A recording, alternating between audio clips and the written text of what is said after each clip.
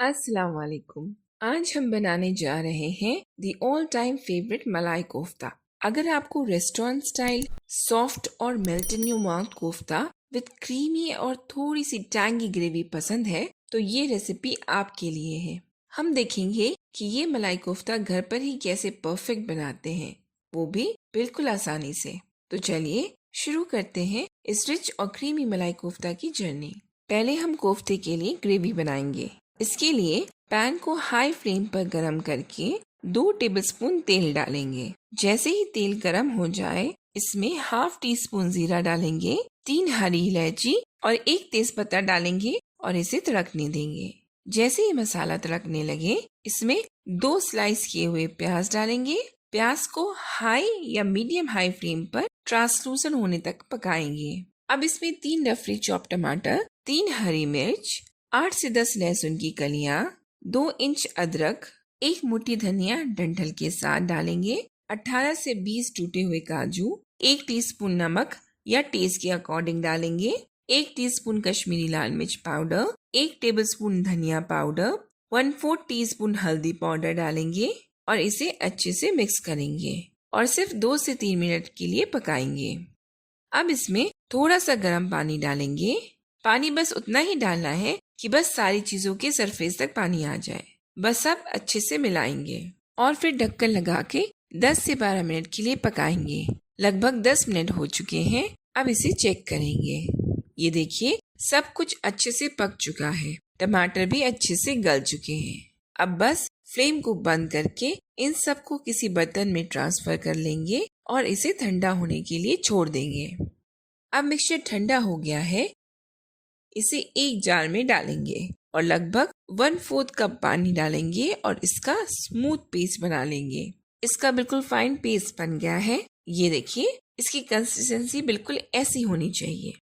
अब इसका तड़का देने के लिए लो फ्लेम पर पैन को रखेंगे और इसमें 2 टेबलस्पून मक्खन डालेंगे। इसे अच्छे से मेल्ट होने के बाद इसमें हाफ टी स्पून कश्मीरी लाल मिर्च पाउडर डालेंगे और इसे मिक्स कर लेंगे। फ्लेम को लो पर ही रखिएगा वरना बटर जल जाएगा। अब एक स्ट्रेनर की हेल्प से इस तरह से ग्रेवी को छानकर इसमें ऐड करेंगे। आप डायरेक्ट भी ग्रेवी को डाल सकते हैं, मगर ग्रेवी को छानने से ग्रेवी का जो टेक्सचर है वो एकदम सिल्की स्मूथ आ जाता है। तो ये प्रोसेस बहुत इम्पोर्टेंट है। अब अच्छे से ग्रेवी को तड़के के साथ मिला लेंगे।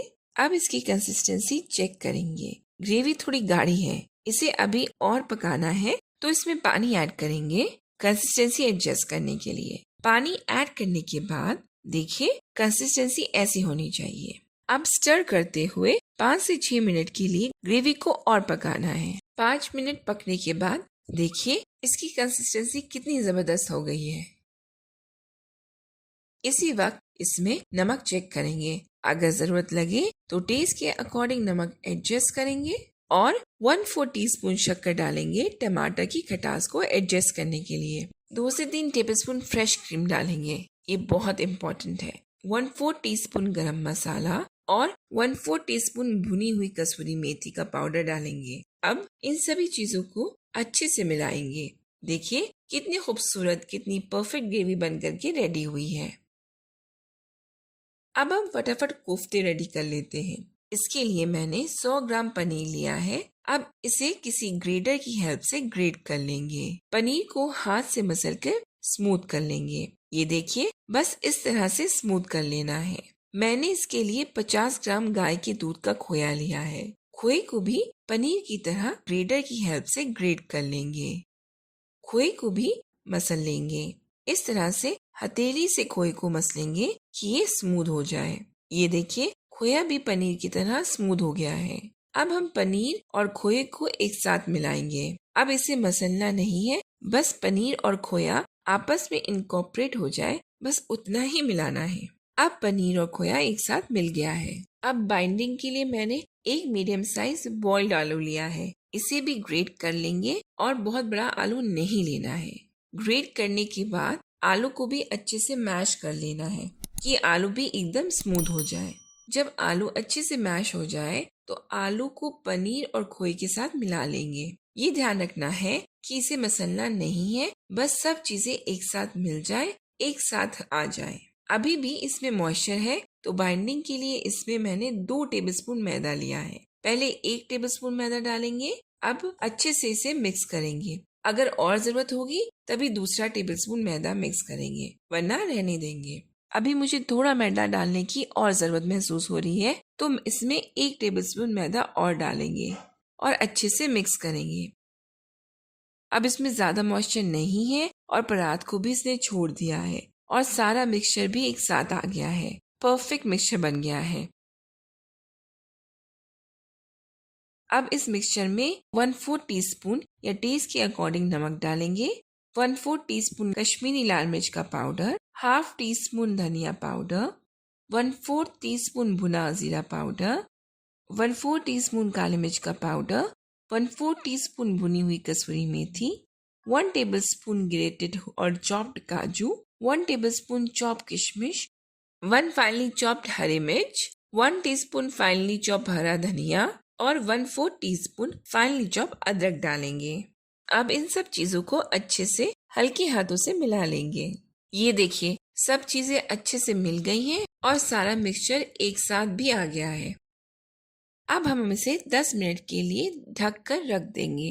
अब एक पैन में ऑयल लेंगे, फ्लेम को मीडियम पर रखकर गरम कर लेंगे। जब तक तेल गरम हो रहा है, हम कोफ्ते बना लेंगे। इसको हाथ में लेकर मसलते हुए शेप देना है। बस एक बात का ध्यान रखना है, कोफ्ते के ऊपर कोई क्रैक नहीं होना चाहिए। एकदम स्मूथ कोफ्ता शेप करना है, नहीं तो इसकी वजह से भी कोफ्ता फट जाता है, क्रैक हो जाता है फ्राई करते वक्त। ये देखिए, कोफ्ता एकदम स्मूथ है, कोई क्रैक नहीं है इस पे। अब हम एक प्लेट को मैदे से डस्ट करके कोफ्ते को इस पर रख देंगे। इसी तरह से हम बैचेस में कोफ्ते को रेडी कर लेंगे। एक साथ सारे कोफ्ते नहीं बनाएंगे, हमें जितने कोफ्ते एक बार में तलने हैं उतने ही कोफ्ते बनाएंगे। लगभग 10 से 12 कोफ्ते इस मिक्सचर से रेडी हो जाते हैं। तेल चेक करने के लिए थोड़े से मिक्सचर से एक छोटी सी बॉल बनाकर तेल में डालेंगे। अगर बॉल के अराउंड धीमे धीमे बबल्स आने लगे और धीमे से ये ऊपर आ जाए, तो इसका मतलब ये है कि तेल बिल्कुल परफेक्ट है, रेडी है कोफ्ते फ्राई करने के लिए। अगर तेल ठंडा होगा तो कोफ्ते तलने में ही बिखर जाएंगे, और अगर तेल बहुत ज्यादा गर्म होगा तो कोफ्ते बाहर से तो फ्राई हो जाएंगे मगर अंदर से कच्चे रह जाएंगे। अब जैसे हमने गुलाब जामुन बनाए थे, बिल्कुल वैसे ही इसे भी फ्राई करना है। अगर आपने मेरा गुलाब जामुन का वीडियो नहीं देखा है तो मैंने डिस्क्रिप्शन में लिंक दे दिया है, आप देख लीजिएगा। अब तेल बिल्कुल रेडी है कोफ्ते तलने के लिए। तेल को चम्मच से चलाकर इसमें एक एक करके कोफ्ते डालेंगे। 1 मिनट के लिए हम कोफ्ते को बिल्कुल नहीं टच करेंगे। 1 मिनट के बाद हम तेल को फिर से चलाएंगे।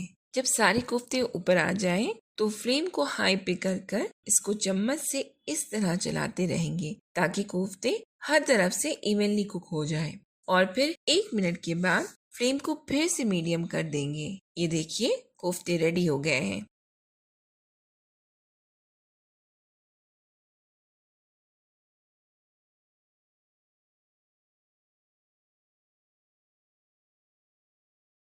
इसी तरह से हम कोफ्ते का नेक्स्ट बैच भी तल लेंगे। देखिए, एक भी कोफ्ता नहीं फटा है और ना ही क्रैक हुआ है, परफेक्टली फ्राई हो गए हैं।